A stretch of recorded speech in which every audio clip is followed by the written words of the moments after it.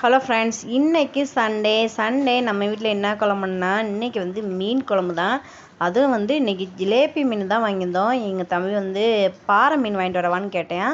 இல்லைடா வேண்டாம், ஜிலேபி மீன் தான் நல்லாயிருக்கும். அதுவும் நான் கேட்ட மீன் வந்து ஜிலேபிலே ஃபுல்லாகவே இருக்கும். ரொம்பவும் பெருசு இல்லாமல் ஓரளவுக்கு மீடியம் சைஸாக இருக்கும். அது ஒரே இதாக பொரித்து சாப்பிட்டு செம்ம டேஸ்ட்டாக இருக்கும். ஆனால் அந்த மீன் கிடைக்கலனால இது வாங்கினோம். காலையில் வழக்கம் போல் இட்லி, சட்னி, சாம்பார். அதுக்கடுத்து மதியத்துக்கு மீன் குழம்பு வச்சு அதுக்கடுத்து மீன் பொரிச்சாச்சு.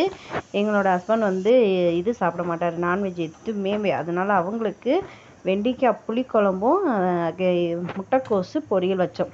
இட்லிக்கு அந்த மீன் குழம்பு ஊற்றி சாப்பிட்றப்ப பார்க்கணும், அவ்வளோ செம்ம டேஸ்ட்டாக இருக்குங்க.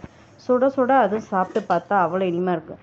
இப்போ உள்ள பிள்ளைங்க இந்த மாதிரி தான் நாங்கள் சாப்பிடுவோம் பாப்பா அப்படின்னு சொல்லிட்டு எங்களுக்கு இந்த மாதிரி பிடிக்கும். பாப்பாட்ட சொல்லிகிட்டே சாப்பிட்டேன்.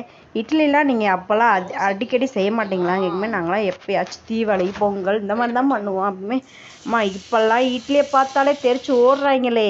உங்களுக்கு அப்போ வந்து பெருசாக தெரிஞ்சிருக்கும். இப்போ பார்த்தோன்னா காலையில் எழுந்திரிச்சாலும் இட்லி தோசை தான், நைட்டு பார்த்தாலும் இட்லி தோசையிலே கொள்றீங்களே அப்படின்னு சொல்லிட்டு எங்கள் பாப்பா சொல்லிச்சு. எங்கள் பாப்பாக்கெல்லாம் இட்லியை பார்த்தாலே வேண்டான்னு தெரிச்சு ஓடுறாங்க. சாப்பாடு நீ மதியம் எத்தனை மணிக்கு வச்சாலும் பரவாயில்ல, அவ்வளோ நேரங்களாம் நான் வெயிட் பண்ணுறேன்னு சொல்லிட்டு சாப்பாடை வச்ச பின்னாடி தான் என்ன செஞ்சாங்கன்னா குழம்பு ஊற்றி மீன் வச்சு சாப்பிட்டாங்க.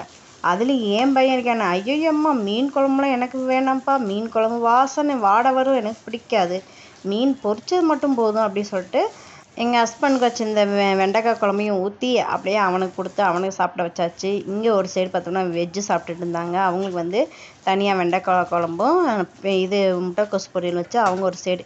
எல்லாருமே என்ன செஞ்சோம்னா மதியம்தான் சாப்பாடு தான் சாப்பிட்டோம். இட்லி இருந்தாலும் யாருமே எனக்கு வேணாம் உனக்கு வேணாம் சொன்னாங்க. இன்றைக்கி வந்து இதுதான் எங்கள் வீட்டில் பேச. நீங்கள் என்ன சாப்பிட்டீங்க கமெண்ட் பண்ணுங்கள்.